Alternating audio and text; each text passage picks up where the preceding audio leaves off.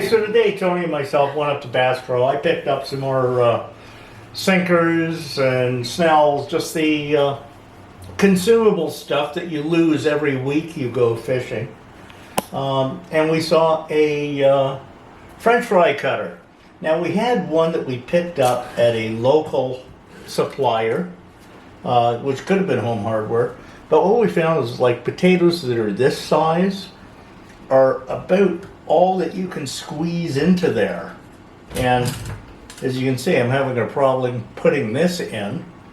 And we thought, well, it'd be nice if we could make longer French fries using bigger potatoes rather than cutting the potatoes in half. So we went for a Cabela's French fry maker. Well, it was on sale today.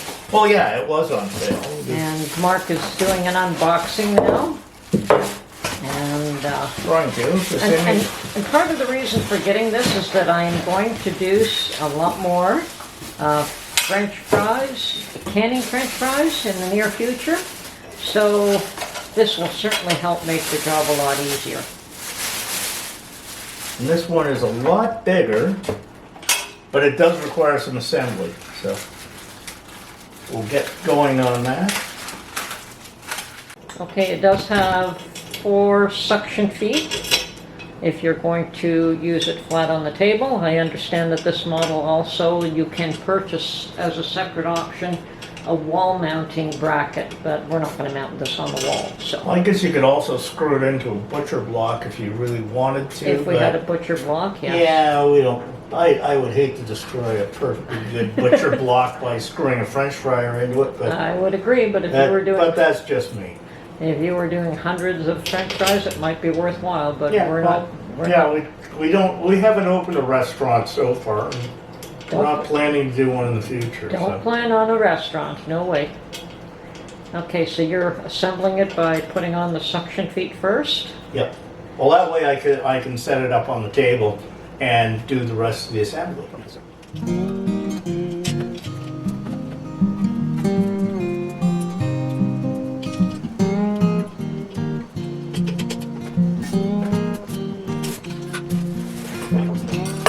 Now I can already see that I can get a much bigger potato into this one than the other one, so this is looking pretty good so far.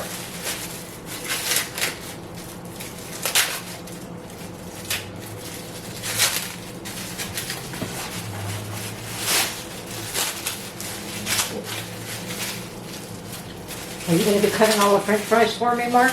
Of course. Who else could you get to do that? As long as I peel them, right? Yep. Yeah. Nice big handle, eh? That piece has got to go there. Are there extra screws there someplace? Or? Well, still trying to figure this guy out. I think that piece under here.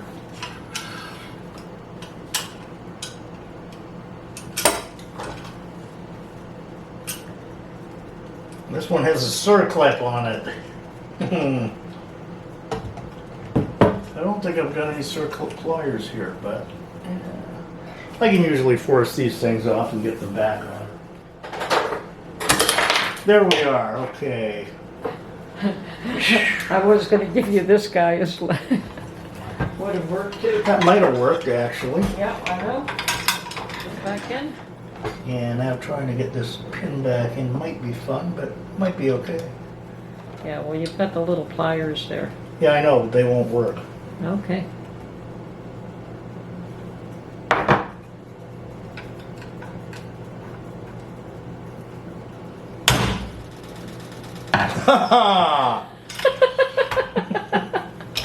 There we are. Okay, good. Okay, just want to take a look here, and as you can see, Lots of room. there's a ton of room. I can put a huge potato in this and make incredibly long French fries. They're a lot more fun to eat. Yes, they are. So here we go. That's done. But since we have stew from the other day left over, we're having that for dinner tonight. And my catfish and French fry dinner will have to wait until tomorrow. Sounds good to me. Cool. Okay, so we're done with the unboxing. We're done with the unboxing and assembly.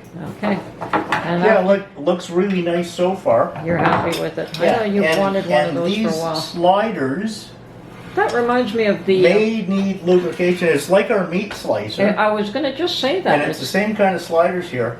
And what I found with these is a little bit of vegetable oil or olive oil on a paper towel, and you wipe them down. It relieves all the friction. But these seem to be fairly loose anyway, so that might not be a problem with this. What about the special grease that Paul gave you for kitchen appliances?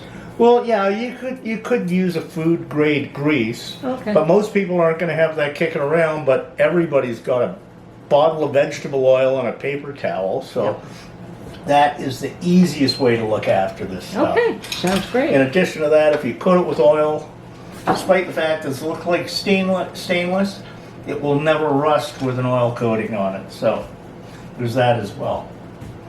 And we know some of the products that are sold as stainless that look pretty good, well, they still get rust on them if they're Have you got left the on handle? to its next owner. Okay, sounds good. Thank you, Mark.